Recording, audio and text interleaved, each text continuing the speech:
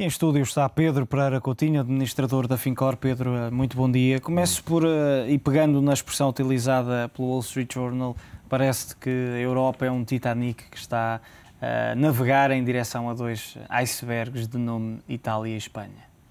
Sim, a Europa é um Titanic em termos económicos, é um dos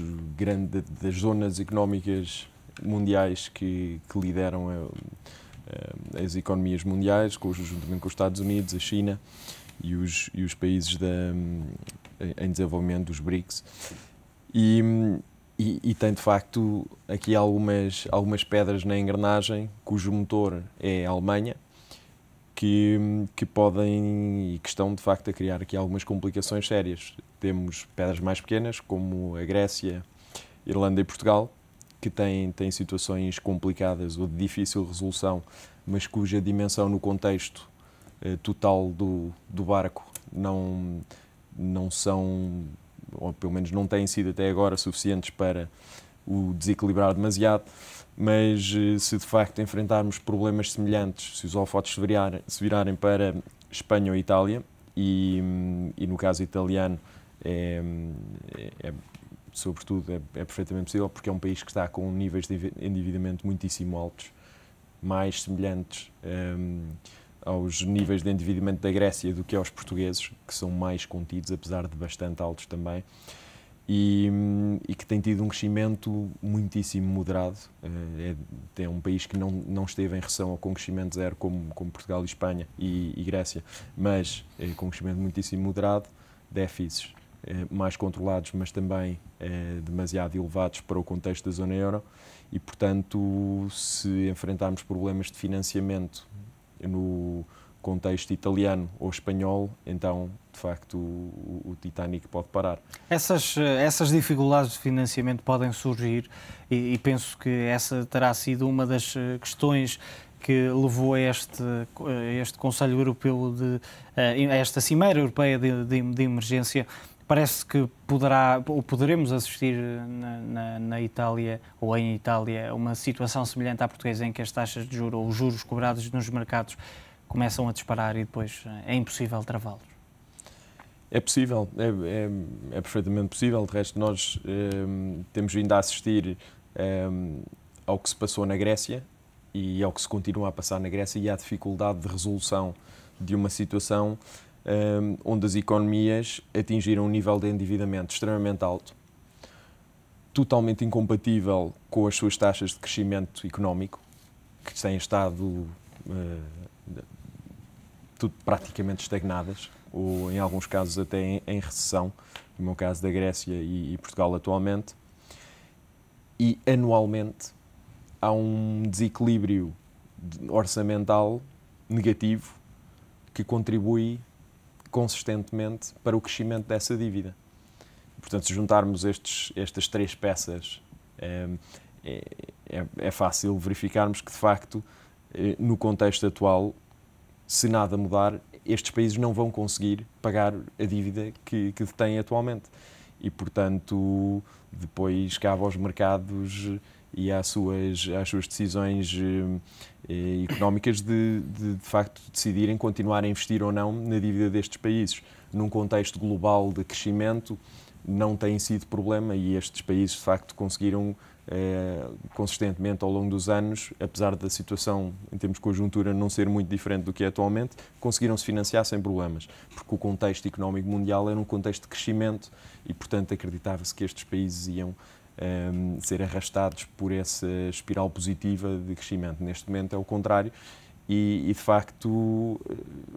há economias que dão nas vistas pela negativa, e a Itália e a Espanha são também duas delas. Em relação a Portugal, fomos acompanhando várias notícias que iam surgindo a nível interno e que acabaram por pressionar os mercados. Em Itália, por exemplo, e são avançadas algumas divergências entre o primeiro-ministro Silvio Berlusconi e também o ministro das Finanças. Parece que essa situação poderá complicar ainda mais a crise que já atinge o país.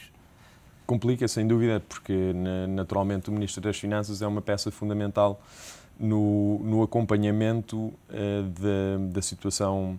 e do financiamento, da capacidade de financiamento do país, e divergências com o Primeiro-Ministro em relação ao rumo necessário a dar à economia italiana são altamente prejudiciais, e nós assistimos a isso em Portugal há bem pouco tempo, com o ex-primeiro-ministro José Sócrates e o ministro das Finanças, onde houve claras divergências ao longo de vários meses, e, enfim, os resultados de facto dessas divergências não foram positivos. Portanto, é um fator adicional. No caso italiano, é o risco político de não haver um entendimento e uma ação concertada por parte do governo italiano para atacar os problemas que a economia enfrenta atualmente. Este risco de contágio por parte da Grécia e a Itália é real? Ou, colocando a questão de outra forma e partindo do princípio que são mesmo dois icebergs, a Itália e a Espanha, são dois icebergs muito diferentes? É que para já vai-se falando dos... Espanha já esteve na mira, entretanto deixou de estar sob os holofotes, e agora fala-se no contágio grego à Itália, mas Espanha, apesar de ser avançado como um segundo iceberg, parece ser um pouco diferente. Estar mais afastado da rota. Enfim, são naturalmente casos diferentes. Todos estes países têm enfim, características diferentes, mas há pontos comuns e que são incontornáveis, e os níveis de endividamento são mais altos em Itália do que em Espanha, mas por outro lado a Itália tem conseguido algum crescimento acima do crescimento da economia espanhola, tem o desemprego e o déficit mais controlados. Enfim, qual destes dois é o mais provável de deixar de se conseguir financiar no mercado? É difícil dizer, mas são claramente as duas economias no contexto europeu, depois das economias mais pequenas, são as duas grandes economias que são de facto preocupantes no contexto europeu. A França, por exemplo, tem dado claros sinais de positivos e tem crescido bastante em termos de emprego no setor privado, que é altamente positivo, e portanto as grandes economias no contexto europeu, também Inglaterra, o Reino Unido, têm dado sinais de crescimento da economia nestes primeiros trimestres do ano, e portanto salientam-se de facto aqui duas grandes economias que podem enfrentar dificuldades, que criam grandes dificuldades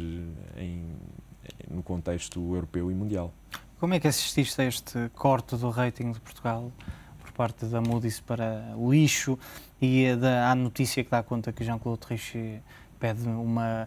concertação, uma coordenação maior do que já alguma vez houve entre os 17 da moeda única? Parece-te que, apesar deste agravamento da situação em várias economias da moeda